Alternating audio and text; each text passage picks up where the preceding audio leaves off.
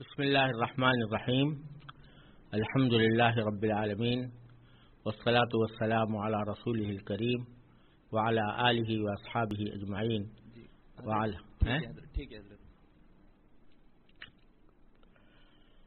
أعوذ بالله من الشيطان الرجيم. بسم الله الرحمن الرحيم. الف لام میم ذلك الكتاب لا ريب فيه هدى للمتقين الذين يؤمنون بالغيب ويقيمون الصلاة ومما رزقناهم ينفقون والذين يؤمنون بما أنزل إليك وما أنزل من قبلك وبالآخرة هم يوقنون أولئك على هدى من ربهم وأولئك هم المفلحون. إن الذين كفروا سواء عليهم أأنذرتهم أم لم تنذرهم لا يؤمنون. ختم الله على قلوبهم وعلى سمعهم وعلى أبصارهم غشاوة ولهم عذاب عظيم. شروع اللہ کے نام سے جو سب پر مہربان ہے، بہت مہربان ہے. الف لام میم، یہ کتاب ایسی ہے کہ اس میں کوئی شک نہیں. یہ ہدایت ہے ان ڈر رکھنے والوں کے لیے جو بے دیکھی چیزوں پر ایمان لاتے ہیں اور نماز قائم کرتے ہیں، اور جو کچھ ہم نے انہیں دیا ہے اس میں سے اللہ کی خوشنودی کے کاموں میں خرچ کرتے ہیں، اور جو اس وحی پر بھی ایمان لاتے ہیں جو آپ پر اتاری گئی اور اس پر بھی جو آپ سے پہلے اتاری گئی، اور آخرت پر وہ مکمل یقین رکھتے ہیں. یہ ہیں وہ لوگ جو اپنے پروردگار کی طرف سے صحیح راستے پر ہیں، اور یہی وہ لوگ ہیں جو فلاح پانے والے ہیں. بے شک وہ لوگ جنہوں نے کفر اپنا لیا ہے ان کے حق میں دونوں باتیں برابر ہیں، چاہے آپ ان کو ڈرائیں یا نہ ڈرائیں وہ ایمان نہیں لائیں گے. اللہ نے ان کے دلوں پر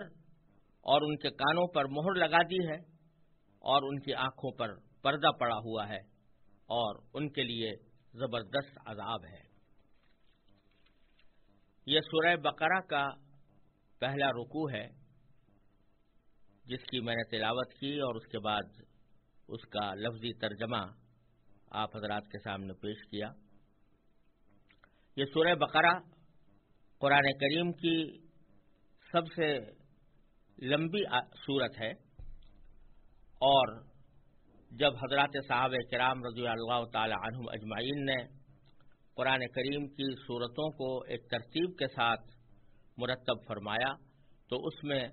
اس سورت کو سب سے پہلے، یعنی سورہ فاتحہ کے بعد سب سے پہلے رکھا گیا. اس کی کل آیتیں 286 ہیں، اور یہ مدینہ منورہ میں، یعنی نبی کریم سرور عالم صلی اللہ علیہ وسلم کے مکہ مکرمہ سے مدینہ طیبہ کی طرف ہجرت کرنے کے بعد نازل ہوئیں. اور اس کی 67 سے لے کر 73 تک کی آیتوں میں چونکہ گائے کا واقعہ مذکور ہے، اس لیے اس سورت کا نام سورہ بقرہ ہے، کیونکہ بقرہ عربی میں گائے کو کہتے ہیں. اس سورت کے مضامین پر اگر غور کیا جائے تو معلوم ہوتا ہے کہ اس کا بنیادی موضوع ایمان اور عمل صالح ہے، کیونکہ دین انہی دو چیزوں سے مرکب ہے. دین جس بات کی طرف دعوت دیتا ہے وہ ایک یہ کہ ایمان لایا جائے ان عقیدوں پر جو واقعے کے مطابق ہیں، اور اس کے ساتھ ساتھ اس ایمان کے مطابق اپنی زندگی کو گزارا جائے اور اس میں نیک عمل کیے جائیں. تو اس صورت میں بھی ایک پہلا حصہ ایمان سے متعلق ہے، اس میں یہ بتایا گیا ہے کہ ایمان کس چیز کا نام ہے، کن چیزوں پر ایمان لانا ضروری ہے اور کن چیزوں پر ایمان نہیں لانا چاہیے، اور ایمان کے بارے میں انسانوں کے جو 3 گروہ ہیں، یعنی ایک وہ جو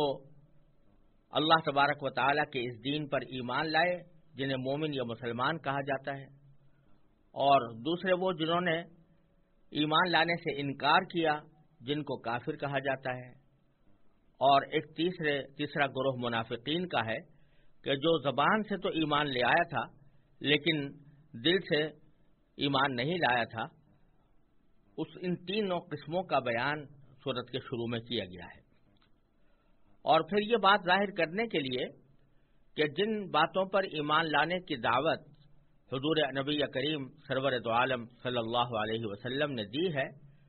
وہ کوئی آپ کی خصوصیت نہیں ہے، بلکہ جب سے انسان پیدا ہوا اس وقت سے ہی اس کی سرشت میں یہ بات رکھی گئی تھی کہ وہ ان باتوں پر ایمان لائے۔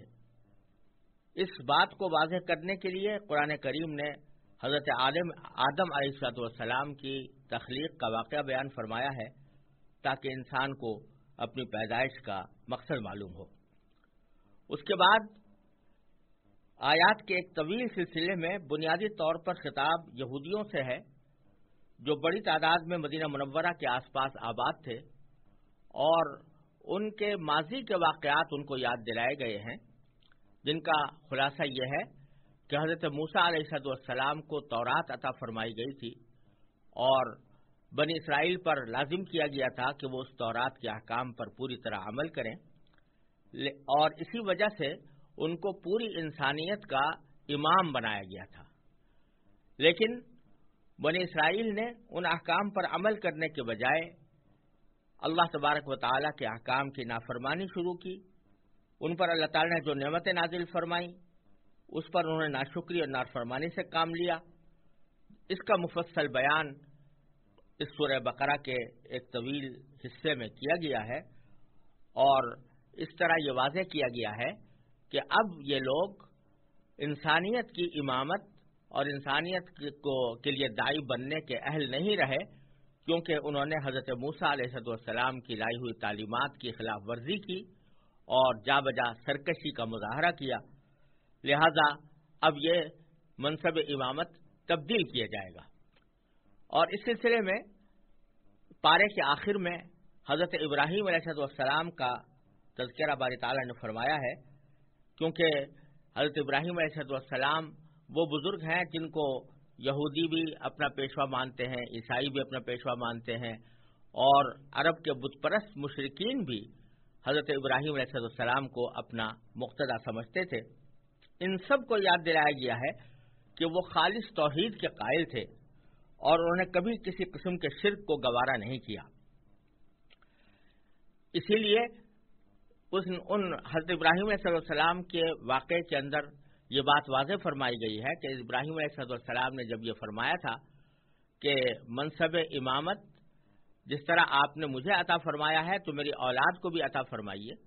تو اللہ تبارک و تعالیٰ نے اس کے جواب میں یہ فرمایا تھا کہ آپ کی اولاد میں جو لوگ صحیح راستے پر ہوں گے ان کو تو بے شک امامت کا منصب دیا جائے گا، لیکن جو ظلم کرنے والے ہوں گے یا نافرمانی کرنے والے ہوں گے ان کو یہ منصب نہیں ملے گا۔ چنانچہ ہوا یہ کہ حضرت ابراہیم علیہ السلام کے 2 صاحبزادے تھے، ایک حضرت اسحاق علیہ السلام جن کی نسل سے بنو اسرائیل چلے ہیں، اور دوسرے حضرت اسماعیل علیہ السلام۔ انبیاء کرام زیادہ تر حضرت اسحاق علیہ السلام کی اولاد میں حضرت اسحاق علیہ السلام کے صاحبزادے حضرت یعقوب علیہ السلام کا دوسرا نام اسرائیل بھی تھا، اور انہی کی اولاد میں زیادہ تر انبیاء کرام تشریف لاتے رہے اور امت کی رہنمائی کرتے رہے۔ لیکن جیسا کہ پہلے عرض کیا گیا، قرآن کریم نے بنی اسرائیل کی نافرمانیوں کا ذکر کرنے کے بعد یہ فرمایا ہے کہ اب یہ لوگ اس امامت کے اہل نہیں رہے، لہذا ابراہیم علیہ السلام کے دوسرے صاحبزادے یعنی حضرت اسماعیل علیہ السلام کی اولاد میں حضور نبی کریم سرور دو عالم محمد مصطفیٰ صلی اللہ علیہ وسلم کو اس امامت کے لیے منتخب فرمایا گیا ہے۔ اور اسی مناسبت سے پر آگے قبلے کی تحویل کا ذکر ہے، یعنی اب قبلہ بیت المقدس سے منتقل کر کے کعبہ شریف کی طرف منتقل کیا جائے گا، اور اس طرح دوسرے پارے کا آغاز اسی حکم سے ہوا ہے۔ ایمان کی یہ تفصیل بیان کرنے کے بعد پھر سورت میں مسلمانوں کی انفرادی اور اجتماعی زندگی سے متعلق بھی بہت سے احکام بیان فرمائے گئے ہیں، جن میں عبادات بھی ہیں، معاشرت سے متعلق احکام بھی ہیں، خاندانی امور بھی ہیں، اور حکمرانی سے متعلق بھی بہت سے مسائل سورہ بقرہ کے اندر بیان ہوئے ہیں۔ یہ تھا ایک بہت ہی مختصر خلاصہ سورہ بقرہ کے مضامین کا، اور اب ہم ان آیات کی مختصر تشریح کرنے کی کوشش کرتے ہیں جو ابھی آپ کے سامنے تلاوت کی گئی۔ ان میں سے پہلی آیت الف لام میم ہے۔ یہ 3 حرفوں کا مجموعہ ہے، لیکن یہ تینوں حروف مل کر کوئی ایسا لفظ نہیں بنا رہے جو لوگوں میں مشہور ہو، جس کے کوئی معنی لوگوں کو معلوم ہو۔ عام طور سے جب حروف کو استعمال کیا جاتا ہے تو ان کو اس طرح جوڑا جاتا ہے کہ ان سے کوئی بامعنی لفظ بن جائے اور اس کے معنی آدمی کو سمجھ میں آ سکے، لیکن قرآن کریم نے سورہ بقرہ کے شروع میں بھی اور دوسری بہت سی سورتوں کے شروع میں بھی کچھ ایسے حروف استعمال فرمائے ہیں کہ جن کو ملا کر کوئی بامعنی لفظ نہیں بنتا، بلکہ یہ الگ الگ حروف کی شکل میں سورتوں کے شروع میں لائے گئے ہیں، اسی لیے ان کو حروف مقطعات کہا جاتا ہے۔ حروف مقطعات کے لفظی معنی ہے ٹوٹے ہوئے حروف، یعنی یہ حروف الگ الگ ہیں، یہ مل کر کوئی بامعنی لفظ نہیں بنا رہے، اس لیے ان کو حروف مقطعات کہا جاتا ہے۔ یہ الف لام میم بھی انہی میں داخل ہے، اور بعض صورتوں کے اندر الف لام میم را ہے، بعض میں الف لام را ہے، بعض میں صرف صاد ہے، بعض میں صرف نون ہے، بعض میں صرف قاف ہے، بعض میں حامیم ہے۔ اس طرح مختلف صورتوں کے شروع میں یہ حروف مقطعات آئے ہیں۔ اگرچہ بہت سے لوگوں نے ان حروف مقطعات کا کوئی مطلب تلاش کرنے کی کوشش کی ہے، لیکن حقیقت یہ ہے کہ ان کا کوئی بے تکلف اور واضح مفہوم کوئی بھی شخص متعین نہیں کر سکا۔ حقیقت یہ ہے کہ یہ حروف صحابہ کرام میں سے ایک بہت بڑی تعداد کے قول کے مطابق، جن میں حضرت صدیق اکبر رضی اللہ تعالیٰ عنہ، حضرت عمر فاروق رضی اللہ عنہ، حضرت عثمان، حضرت علی، حضرت عبداللہ بن مسعود رضی اللہ تعالیٰ عنہ مجمعین، ان سب کا کہنا یہ ہے کہ یہ حروف جو شروع میں لائے گئے ہیں، یہ اللہ تبارک و تعالیٰ کے رازوں میں سے ایک راز ہے، یعنی اس کا کوئی صحیح مفہوم بتا نہیں سکتا۔ اللہ تبارک و تعالیٰ نے یہ اپنی حکمت بالغہ اور قدرت کاملہ کے تحت یہ حروف شروع میں اس طرح رکھے ہیں جو قرآن کریم کی ایک نرالی شان بتاتے ہیں، اور اس کا کوئی صحیح مفہوم کسی بھی انسان کے لیے بیان کرنا ممکن نہیں ہے۔ یہ اللہ تبارک و تعالیٰ کا ایک راز ہے، اور اس راز کا افشا اللہ تبارک و تعالیٰ نے کسی پر نہیں کیا، لہذا اللہ تعالیٰ ہی بہتر جانتے ہیں کہ ان سے کیا مراد ہے۔ خود قرآن کریم نے سورہ آل عمران کے شروع میں بتایا ہے کہ قرآن کریم کی کچھ آیتیں ایسی ہیں کہ لا یعلم تأویلہ الا اللہ، کہ ان کی کوئی تفسیر اور اس کا صحیح مطلب اللہ کے سوا کوئی نہیں جانتا۔ یہ حروف بھی ان حضرات صحابہ کرام کے قول کے مطابق ایسے ہی حروف ہیں جن کا مطلب سوائے اللہ کے کوئی نہیں جانتا، اور ان کے اوپر کوئی علمی یا عملی مسئلہ بھی موقوف نہیں ہے، نہ کوئی عقیدہ اس پر موقوف ہے، نہ کوئی عمل اس کے اوپر موقوف ہے، لہذا اس کی تحقیق اور جستجو میں پڑھنے کی ہمیں کوئی ضرورت نہیں۔ ہمارے لیے اتنا کافی ہے کہ اللہ تبارک و تعالیٰ نے اپنی کتاب میں یہ حروف نازل فرمائے ہیں، اور جس معنی میں بھی نازل فرمائے ہیں وہ برحق ہے، لیکن ہمیں ان کا پورا علم نہیں۔ اس کے بعد دوسری آیت ہے کہ یہ کتاب ایسی ہے کہ اس میں کوئی شک نہیں۔ یہ کتاب ہم اردو میں ترجمہ کرنے کے لیے مجبور ہیں کہ اس کو یہ کتاب کہہ کر اس کا ترجمہ کریں، لیکن قرآن کریم نے یہاں جو لفظ استعمال فرمایا ہے وہ ذالک الکتاب ہے، اور عربی زبان میں عام طور سے ذالکہ کا اشارہ دور کوئی چیز ہو تو اس کی طرف ہوتا ہے، اگر قریب کسی چیز کی طرف اشارہ کیا جائے تو اس کے لیے ھذا کا لفظ استعمال ہوتا ہے۔ تو بظاہر یہ سوال پیدا ہوتا ہے کہ قرآن کریم تو ہمارے سامنے موجود ہے اور قریب ہے، لہذا ھذا الکتاب کہنا شاید زیادہ موزوں ہوتا، لیکن اللہ تبارک و تعالی نے اس کے بجائے ذالک الکتاب فرمایا، جس کا اگر ٹھیٹ ترجمہ کیا جائے تو وہ کتاب ہوگا۔ تو یہاں پر کوئی ایسا اشارہ کہ جو دور کی چیز کی طرف کیا جاتا ہے وہ کیوں کیا گیا، اس کے جواب میں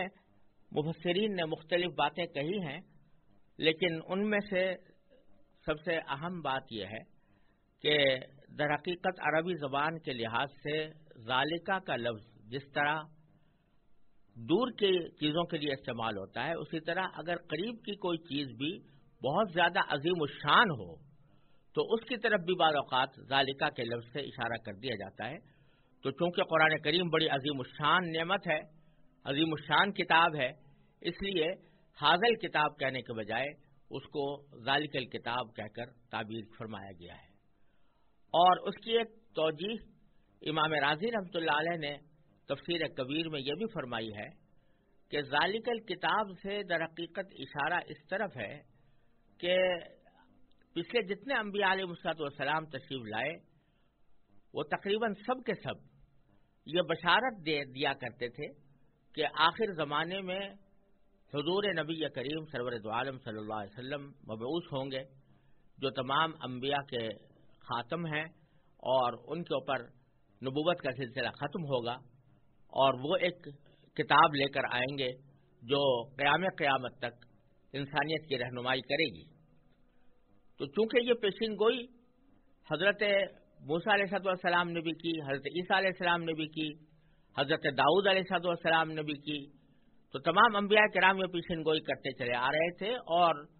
مختلف امتوں کے اور مختلف زمانوں کے لوگ اس کتاب کے انتظار میں تھے جو آخر دور میں نازل ہونے والی ہے، اور پھر پوری امت کے لیے، پوری انسانیت کے لیے وہ رہنمائی کا ذریعہ بنے گی۔ تو یہاں پر ذالکہ کا اشارہ، بعید کا اشارہ اس لیے کیا گیا کہ یہ وہی کتاب ہے جس کا تمہیں انتظار تھا، یہ وہی کتاب ہے جس کی بشارت انبیاء کرام علیہ السلام دیتے چلے آئے ہیں، یہ وہی کتاب ہے کہ جو آخر میں آنے کے بعد تمام قیامت تک کے انسانوں کے لیے ہدایت کا ذریعہ بنے گی۔ اس واسطے بھی یہاں ھذا الکتاب کہنے کے بجائے ذالک الکتاب فرمایا گیا ہے۔ تو آیت کا ترجمہ یہ ہوا کہ یہ کتاب ایسی ہے کہ اس میں کوئی شک نہیں، یعنی اول تو اس کے کتاب الہی ہونے میں کوئی شک نہیں، اس بات میں کوئی شک و شبے کی گنجائش نہیں کہ یہ اللہ تبارک و تعالیٰ کی طرف سے نازل کی ہوئی ہے، اور دوسرے اس کتاب میں جتنی باتیں کہی گئی ہیں وہ سب کسی شک و شبے کے بغیر درست ہیں۔ انسان کی لکھی ہوئی کسی کتاب کو 100% شک سے بالاتر نہیں سمجھا جا سکتا، کیونکہ انسان کتنا ہی بڑا عالم ہو اس کا علم محدود ہوتا ہے، اور اکثر اس کی کتاب اس کے ذاتی خیالات پر مبنی ہوتی ہے، لیکن چونکہ یہ کتاب اللہ تبارک و تعالیٰ کی ہے جس کا علم لامحدود بھی ہے اور 100% یقینی بھی ہے، اس لیے اس میں کسی شک کی گنجائش نہیں۔ اگر کسی کو کوئی شک ہو تو یہ اس کی ناسمجھی کی وجہ سے ہوگا، غلط فہمی کی وجہ سے ہوگا، لیکن کتاب کی کوئی بات اپنی ذات میں شبے والی نہیں ہے، شک والی نہیں ہے۔ پھر اس کتاب کا ایک بنیادی وصف یہ بیان فرمایا گیا کہ یہ ہدایت ہے ان ڈر رکھنے والوں کے لیے، ھدی للمتقین، یہ ہدایت ہے ڈر رکھنے والوں کے لیے۔ یعنی اس کا ایک مطلب یہ ہو سکتا ہے کہ یہ جو لوگ اپنے دل میں یہ خوف رکھتے ہیں اور اس بات کا دھیان رکھتے ہیں کہ ان کا کوئی کام، ان کا کوئی عقیدہ، ان کی کوئی فکر غلط سمت پہ نہ جا پڑے، تو ان لوگوں کو یہ کتاب ہدایت عطا فرماتی ہے۔ جس آدمی کو کوئی پرواہ ہی نہ ہو کہ حق کیا ہے اور باطل کیا ہے، صحیح کیا ہے اور غلط کیا ہے، اس کے دل میں طلب ہی نہ ہو، وہ یہ جاننا ہی نہیں چاہتا کہ صحیح راستہ کیا ہوتا ہے، اس کے لیے یہ ہدایت کا سبب نہیں بنتی، لیکن ان لوگوں کے لیے ہدایت کا سبب بنتی ہے کہ جو دل میں ڈر رکھنے والے ہیں، یعنی طلب رکھنے والے ہیں، کہ جن کے دل میں حق کی طلب ہے، جو حق کے طالب ہیں، جو چاہتے ہیں کہ جاننا چاہتے ہیں کہ حق کیا ہے، ان کے لیے یہ ہدایت کا سبب ہے۔ یوں تو اس ہدایت کے دو معنی ہوتے ہیں۔ ایک ہدایت کے معنی یہ ہوتے ہیں کہ کسی کو صرف سمجھا دیا جائے کہ صحیح راستہ کیا ہے، اور دوسرے ہدایت کے معنی یہ ہے کہ اس کو ہدایت منزل تک پہنچا دیا جائے۔ تو پہلی قسم کی ہدایت تو قرآن کریم ہر انسان کو دیتا ہے، چاہے وہ کافر ہو، مسلمان ہو، فاسق و فاجر ہو یا نیک ہو،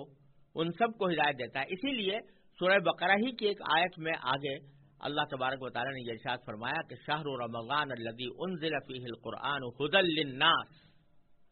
کہ یہ ہدایت ہے تمام انسانوں کے لیے، یعنی اس میں کافر اور مسلم سب برابر ہیں۔ وہ اس معنی میں ہدایت ہے کہ راستہ سب کو بتاتی ہے، کافر کو بھی بتاتی ہے اسلام اور مسلمان کو بھی بتاتی ہے، لیکن یہاں یہ فرمایا جا رہا ہے کہ اس ہدایت سے فائدہ اٹھانے والے وہی ہیں جو متقی ہوتے ہیں، جن کے دل میں یہ ڈر ہوتا ہے کہ ہم کہیں کسی غلط راستے پر نہ جا پڑیں، کہیں ہمارا کوئی عمل اللہ تعالیٰ کی مرضی کے خلاف نہ ہو جائے۔ اس واسطے کہا گیا کہ یہ ہدایت ہے ڈر رکھنے والوں کے لیے، اور کیونکہ اس ہدایت کا فائدہ انہی کو پہنچتا ہے جو اس قرآن کریم کی بات مان کر اس کے تمام احکام اور تعلیمات پر عمل کریں۔ ڈر رکھنے کا مطلب یہ ہے کہ انسان یہ بات ہمیشہ پیش نظر رکھے کہ اسے ایک دن اللہ تبارک و تعالیٰ کے حضور اپنے تمام اعمال کا جواب دینا ہے، لہذا مجھے کوئی کام ایسا نہ کرنا چاہیے جو اس کی ناراضی کا باعث ہو۔ اسی خوف اور دھیان کا نام تقویٰ ہے، اور جو لوگ ایسا ڈر اپنے دل میں رکھتے ہیں ان کو متقی کہا جاتا ہے۔ چنانچہ یہاں ان کے لیے یہی لفظ استعمال ہوا ہے، ھدی للمتقین، ڈر رکھنے والوں کے لیے یہ ہدایت ہے۔ پھر آگے اس ڈر رکھنے والے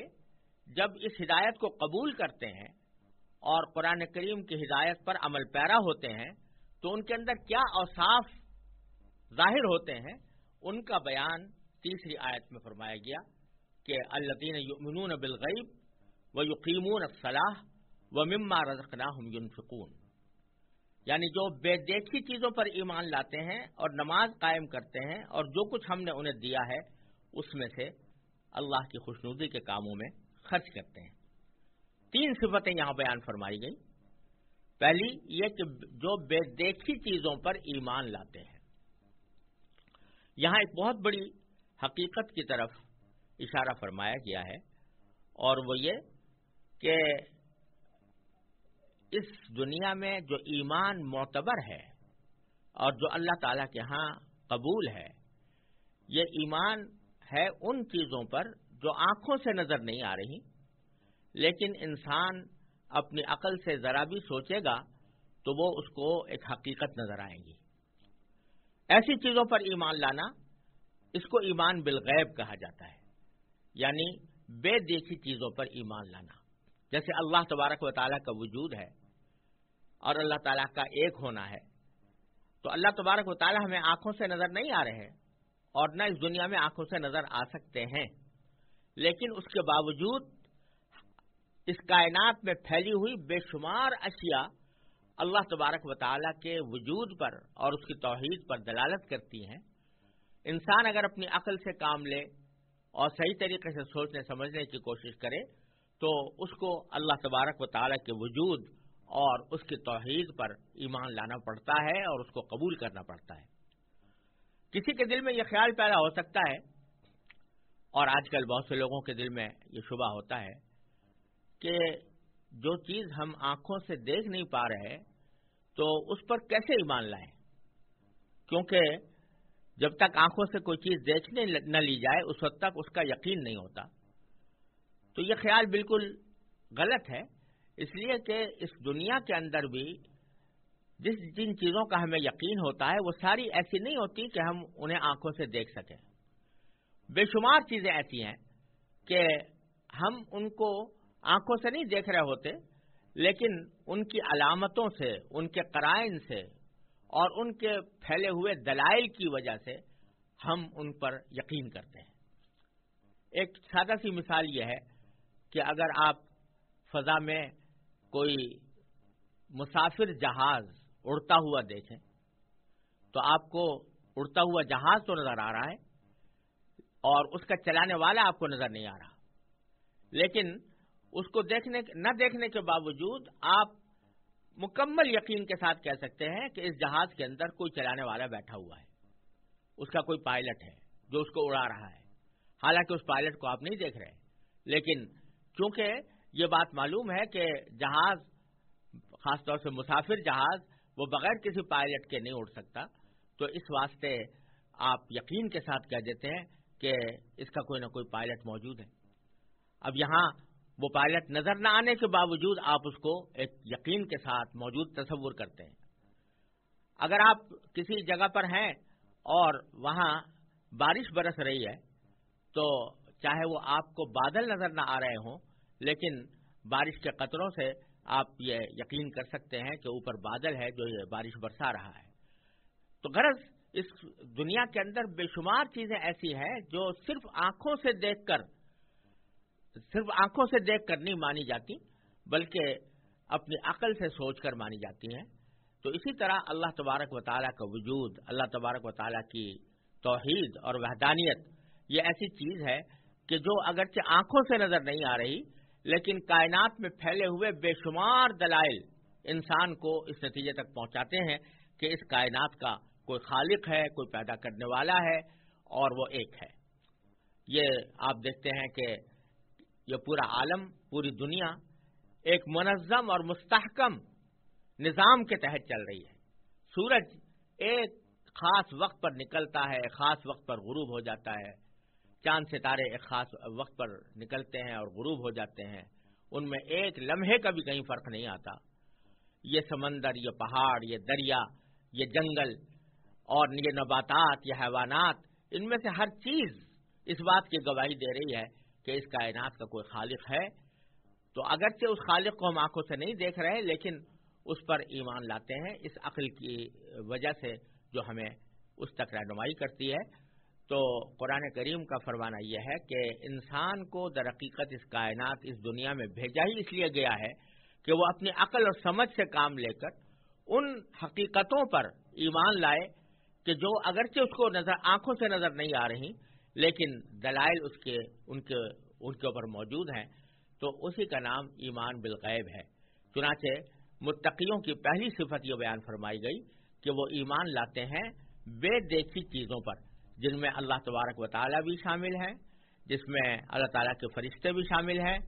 اللہ تعالیٰ کی نازل کی ہوئی وحی بھی شامل ہے کہ اس وحی کو نازل ہوتے ہوئے ہم نے نہیں دیکھا، لیکن ہم اس کی حقانیت پر ایمان لاتے ہیں. اور اسی طرح مرنے کے بعد جو دوسری زندگی آنے والی ہے، آخرت کی زندگی، وہ بھی اس میں شامل ہے.